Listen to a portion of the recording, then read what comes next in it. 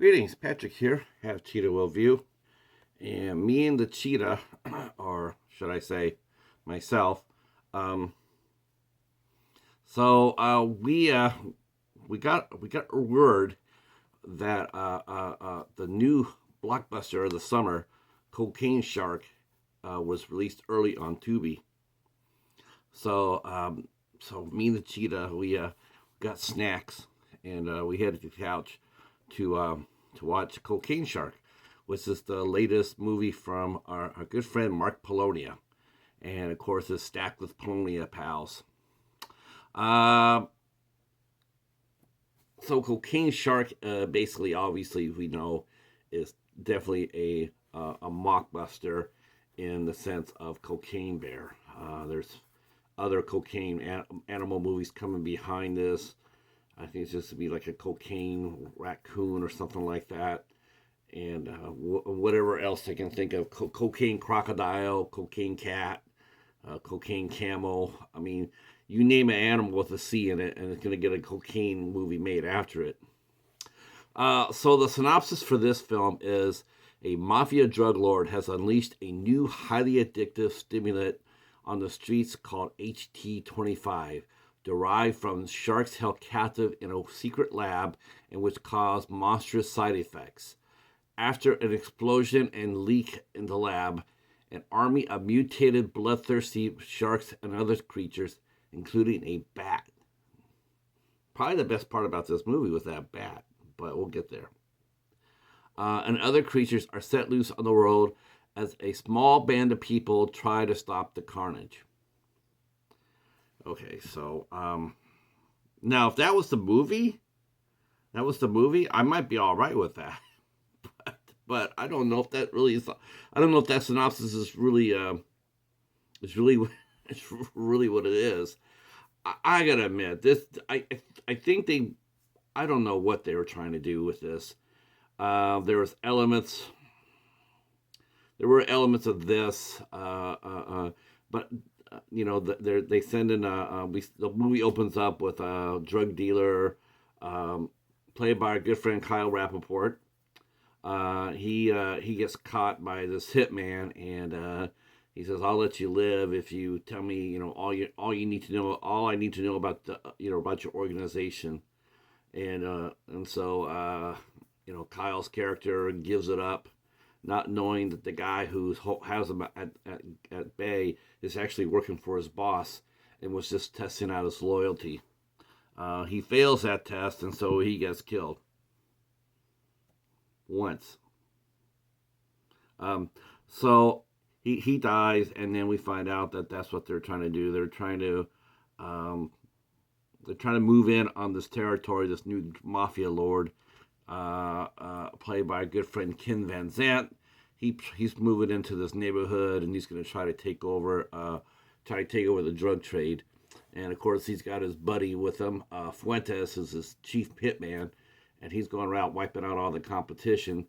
And while they're making this secret HT25 by this mad scientist, played by none other than Mark Polonia himself. So they want to control the drug trade with this HT25. So the cops decide they're going to send an undercover agent in there after him, and that is our good friend Titus Himmelberger, who plays Nick, and he does the narrative over this movie. He does narrative, so it seems like an old school, cop movie with a narrative. Think of like something like a Dragnet. So he's burnt out. He's an alcoholic. He's burnt out. He's been undercover, but he's still going to go ahead and try to do his job. What they don't know is that Gornico, I think that's his name, Gorncisco or something like that. He knows that Nick is coming, and so he asks his right hand babe, profess. I know how to say this name. Uh, oh my gosh. Okay, so wow. Now when I need to say it, I can't. When I don't, I will. Well, anyway, he sends his top babe, played by Natalie Himmelberger, in to seduce Nick to find out all he knows. So that's what happens with Nick. He falls to the charm, uh, Persephone's charm. That's her name, Persephone's charm, and finds out, and she gives him HT-25. So basically, what HT-25 does, it turns you into a shark. It turns you into a creature. We see other creatures that have been turned into it. A hammerhead shark, some sort of wannabe shark octopus, a bat. Hats off to Al Lecard. So there was a cool killer bat in here. Some other animals, right? So you take this HT-25, you become basically like a shark, and then or whatever else your inner creature is, and then you come back, and then then you're hooked. So so they're trying to stop him. They capture, they get all the mad doctor's supply. They're gonna kill him, but they don't. They leave him alive, and so Chase goes around for this box of HT-25. They're looking for the formula. They're looking for some of the drug. And they're racing all over the place. And if you're a Polonia fan, you're gonna recognize everywhere they've been to. This movie sort of segue almost into like a Sharkenstein territory. It has a lot of the same plot points as Sharkenstein. Quite honestly, the shark looks like Sharkenstein, and they're on the boat in the same lake. I mean, here's the problem with this movie. They really, truly just they shot it on a weekend. They're just trying to just get it made. The plot makes absolutely no sense. Like I said, Kyle gets killed once, and later on he gets killed again. And I mean, they don't even try to hide it. He gets killed in that first scene. Later on, he's still wearing the same clothes and the same cap, and he gets shot again. Just had me crying. I understand if you want to try to take advantage of a hot movie like Cocaine Bear and you want to try to get in there and make a mockbuster with it, but at least put some effort into it. And that's really what's lacking in this movie. This movie is just absolutely slapdash. There's just nothing pulling it together. And quite honestly, for the first time, none of the actors involved in it, they don't seem engaged at all. They just seem to be there because they got a phone call.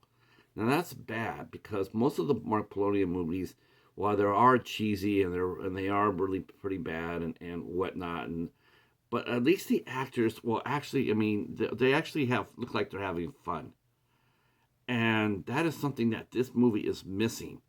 There's no fun in it.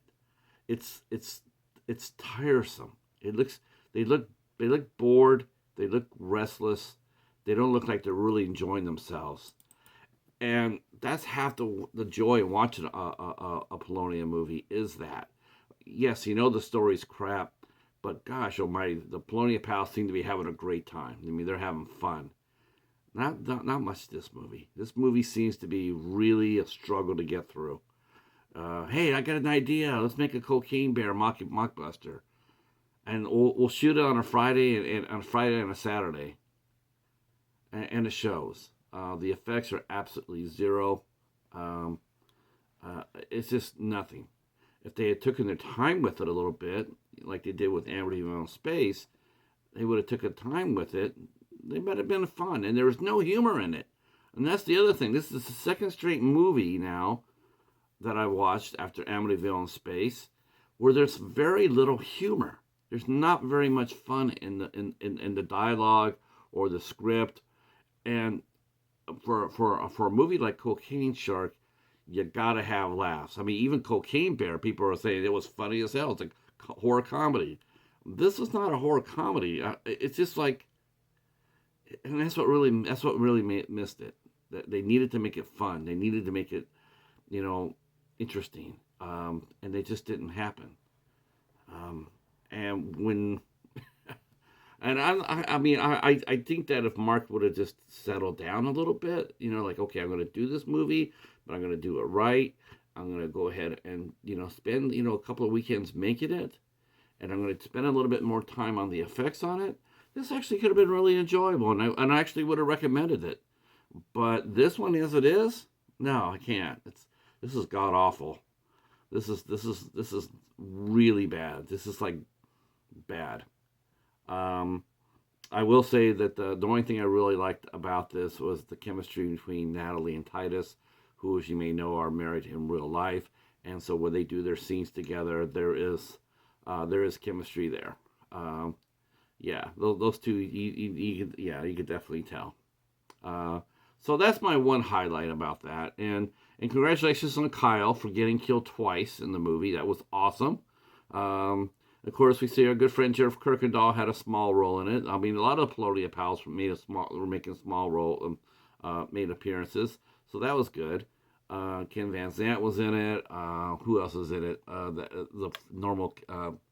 Let's see. Samantha Coolidge, Ryan Dalton. They're in it. But like I said, they didn't just seem to have fun at all. There's just. All right, so that's my review of Cocaine Shark. It's out on Wild Eye. Wild Eye actually produced the film. This movie was made in house at Wild Eye. Rob from Wild Eye was a producer on this, so yeah, I hope it does well. I hope it's on free on Tubi. It comes out on July 11th on DVD, and I'm not sure if there will be any extras on it or not.